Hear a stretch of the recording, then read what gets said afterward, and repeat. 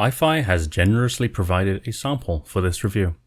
The GoPod Air was just recently revealed at high-end Munich as the budget alternative to their highly successful GoPod at $249. These offer some compelling reasons to stop using cables with your IEMs, so let's take a closer look.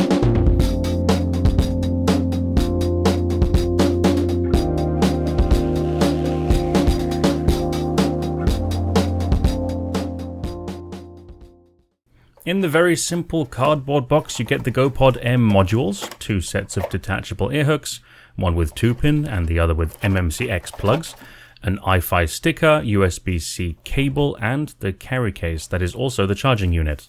I just want to quickly point out that iFi has done a fabulous job of keeping plastics down to an absolute minimum, especially with the excellent paper USB cable and ear hook holders. I'm overall satisfied with the build quality and ergonomics. I never felt any discomfort from wearing these, but there are a few little oddities to get used to.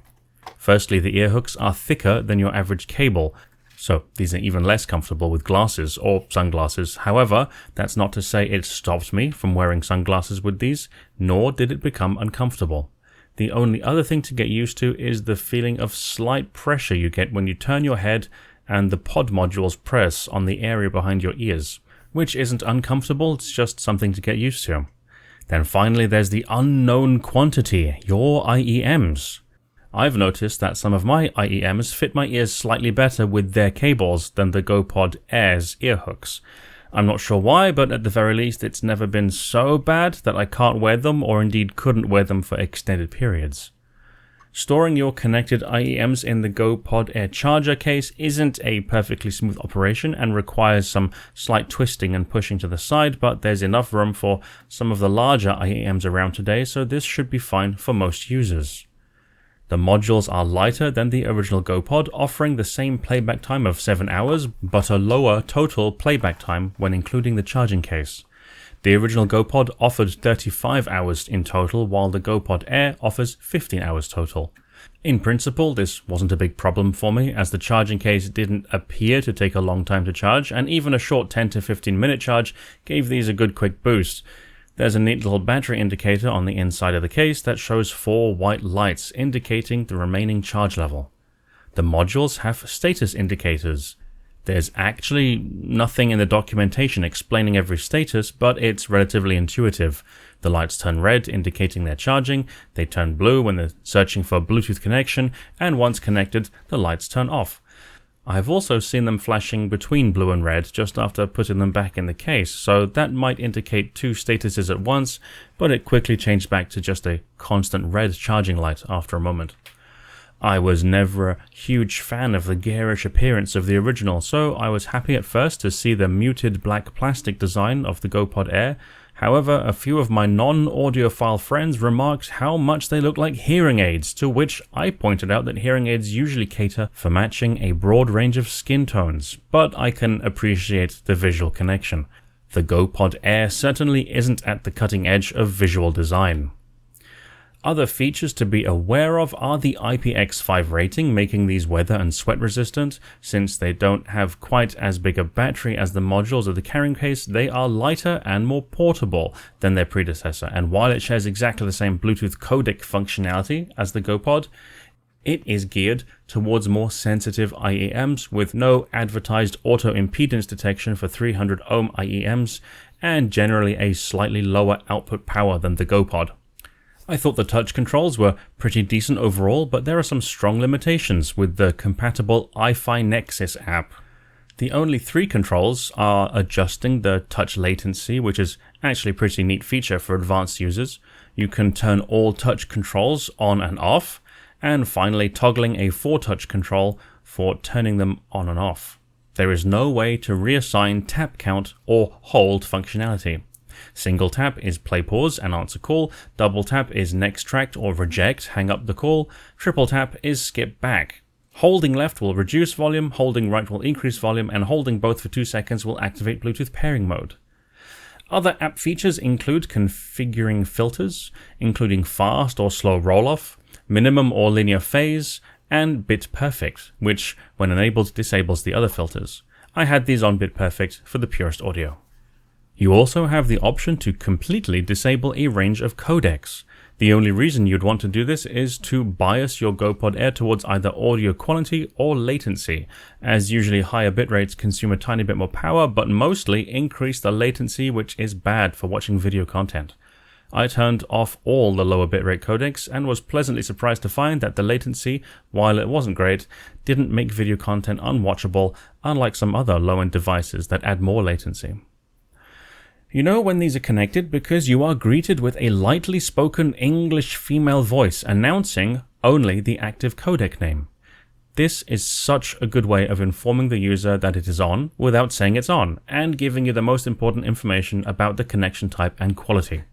Out of all the wearable Bluetooth devices I've ever used, this is actually on the more annoying end of the spectrum. Other cheaper devices have offered an almost totally seamless user experience, so it's a little frustrating that at this price I've found an almost daily struggle with these. As a user, I take these out of the case and put them on, then I turn on Bluetooth on my phone and connect to the GoPod Air. Once I was too slow in turning on the Bluetooth and had to return the GoPod Air back to its charging case before they would connect again. On several occasions, only the left side would connect. Fortunately, the workaround here is to tap or hold the right side touch control, which somehow wakes it up. Finally, on 2 or 3 occasions, there have been times where immediately after connecting to my phone, the connection quality appeared to be awful with more dropouts than music, as though I was away in a different room than my phone. Fortunately, disconnecting and reconnecting immediately remedied this every time, but I really shouldn't have to deal with this at this price point. Going back to the point about being in a different room, the connection performance over distance between these and my PC had almost total dropout about 10 meters away with a thick brick wall between me and the computer. Granted, that was while I was using a cheap USB Bluetooth dongle. With my phone, the connection stability was much better, but still one of the weaker devices I've ever used, with stuttering and dropouts starting from 10 meters away depending on the thickness of the wall between me and my phone. With a clear line of sight, the connection stability was good up to around 10 to 20 meters, but I didn't test that extensively. When these do work as they should, which to be fair is actually 99% of the time, they offer a smooth, uninterrupted, relatively high-end audio experience. I personally turned off all the other filters and had these on LDAC most of the time to get the most raw, uncontaminated audio, and I thought they sounded perfectly adequate. I've been really struggling to appreciate dongle DACs with my phone. They either have cables that make them unwieldy, more difficult to pocket when on the go, or are designed in such a way that they increase USB socket wear and tear, or make it difficult to use certain cables because their own sockets aren't in the best position.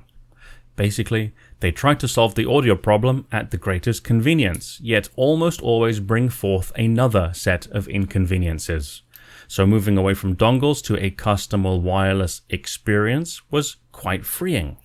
These aren't cheap, so of course there is a higher expectation or hope that these offer better amplification and control over the transducers and the IEMs than typical low-powered phone outputs, but as usual, if there are any, they are significantly smaller than I was expecting or hoping to hear.